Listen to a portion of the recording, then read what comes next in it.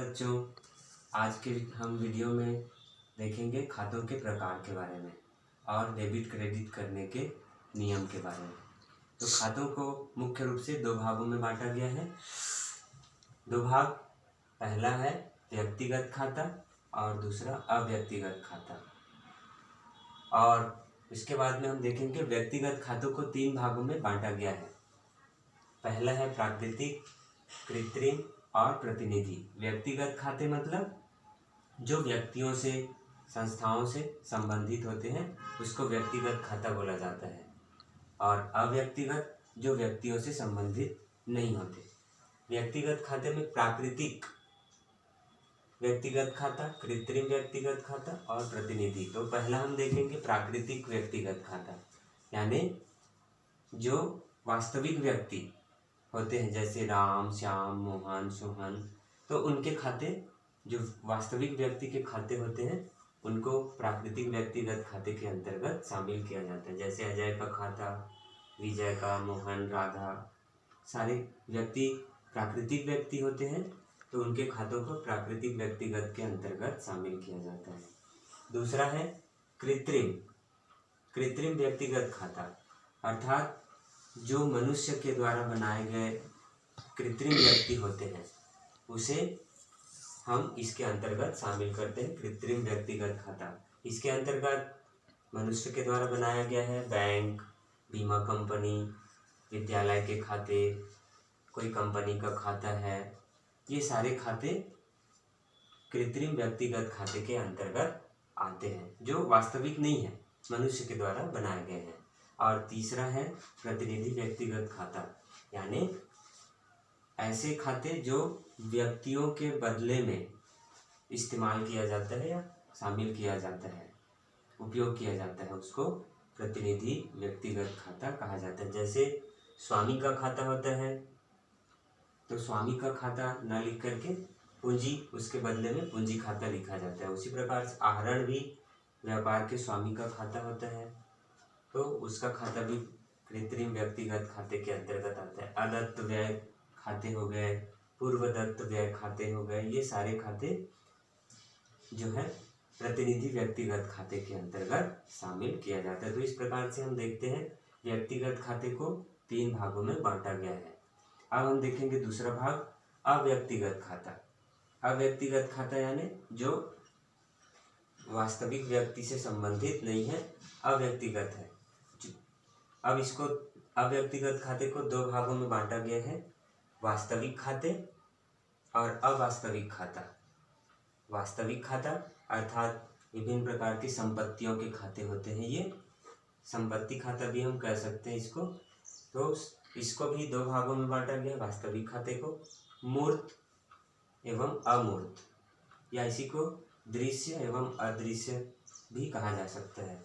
तो मूर्त के अंतर्गत जो दिखाई देने वाली संपत्ति होते हैं उसको शामिल किया जाता है, जैसे आपका रोकड़, भवन, भूमि, ये सारे खाते, बहुत सारे जो स्थायी संपत्ति के खाते होते हैं वो सभी इसके अंतर्गत शामिल किया जाता है। अमूर्त ऐसी संपत्ति जो दिखाई नहीं देती है, आप जानते हैं, जैसे ख्याति,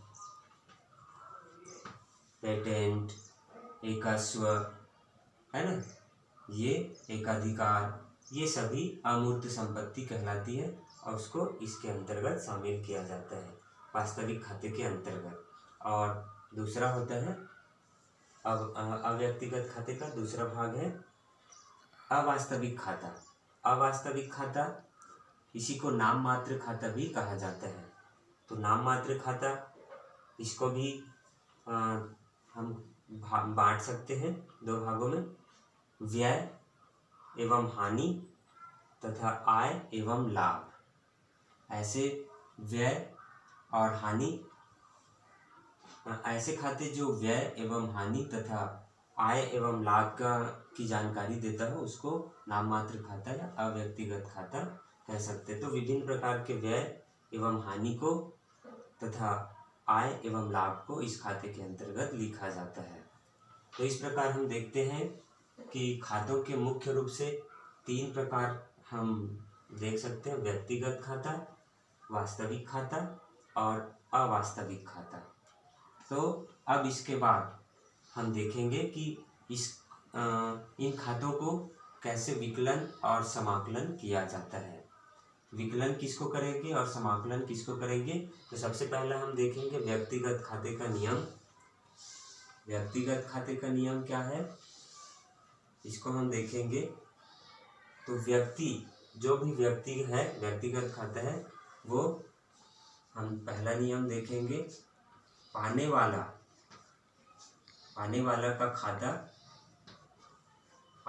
का खाता क्या लिखेंगे हम? विकलन। जो भी व्यक्ति पाएगा उसको खाता हम विकलन लिखेंगे, और जो व्यक्ति देने वाला है उसको हम समाकलन करेंगे। देने वाले का खाता समाकलन करेंगे। पाने वाले व्यक्तिगत खाते का नियम क्या हो गया? पाने वाले का खाता विकलन करेंगे, और जो देने वाले का खाता है उसको समाकलन करेंगे। जैसे अजय ने विजय को माल बेचा, तो अजय देने वाला है तो उसका खाता समाकलन करेंगे। विजय पाने वाला है तो उसका खाता विकलन करेंगे। तो क्या लिखेंगे? विजय खाता विकलन और अजय खाता से। ये इस प्रकार से ये जो है व्यक्तिगत खाते का नियम हो गया। फिर वास्तविक खाते का नियम क्या है? वास्तविक खाता जो है संपत्ति के खाते होते हैं। तो इसका नियम है, जो संपत्ति या वस्तु व्यापार में आती है वो उसको विकलन करेंगे, और जो संपत्ति व्यापार से जाती है उसको समाकलन करेंगे। जो संपत्ति व्यापार से जाती है उसको समाकलन करेंगे। तो ये नियम आप अच्छे से याद रख लेंगे। व्यापार में आने वाली संपत्ति या वस्तु विकलन होगी, और व्यापार से जाने वाली वस्तु समाकलन होगी। जैसे हमने नगद माल खरीदा, 10,000 रुपये का नगद माल खरीदा, तो क्या होगा? क्या आ रही है? माल आ रही है, तो माल अथवा क्रय खाता विकलन होगा, और रोकड़ संपत्ति है वो भी व्यापार से जा रही है, तो उसका खाता रोकड़ खाता से हो जाएगा। तो क्या पूंजी प्रविष्टि होगी? क्रय खाता विकलन और रोकड़ खाता समाकलन से, ये हो जाएगा। तो ये वास्तविक खाते का नियम हो गया, वास्तविक खाते का। और अंत में है अवास्तविक खाता। उसका नियम है अवास्तविक या नाम मात्र खाते का नियम, व्यय अथवा हानि को विकलन किया जाता है। व्यय है, खर्च है या हानि है, उसको विकलन करेंगे, और आय तथा लाभ होता है उसको समाकलन करेंगे। ये इसका नियम है। अव्यक्तिगत खाते का नियम, व्यय अथवा हानि को विकलन, खर्च वगैरह होता है उसको विकलन, और आय होती है उसको समाकलन किया जाएगा। जैसे वेतन चुकाया, 500 रुपये वेतन चुकाया, तो वेतन क्या है? व्यय है, तो व्यय होता है, तो वेतन खाता विकलन, और हमारा रोकड़ चला गया, और रोकड़ कौन सा खाता है? वास्तविक खाता। तो चला गया जाने वाली वस्तु संपत्ति समाकलन, तो रोकड़ खाता से।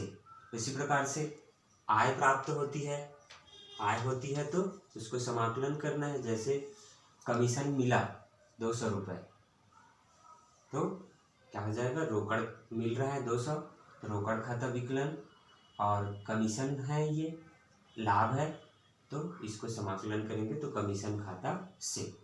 तो इस प्रकार से ये जो है आपका डेबिट क्रेडिट करने के महत्वपूर्ण नियम है, इसको आप याद रखिए, और ये आगे आपके बहुत अकाउंट बनाने में मदद करेगी।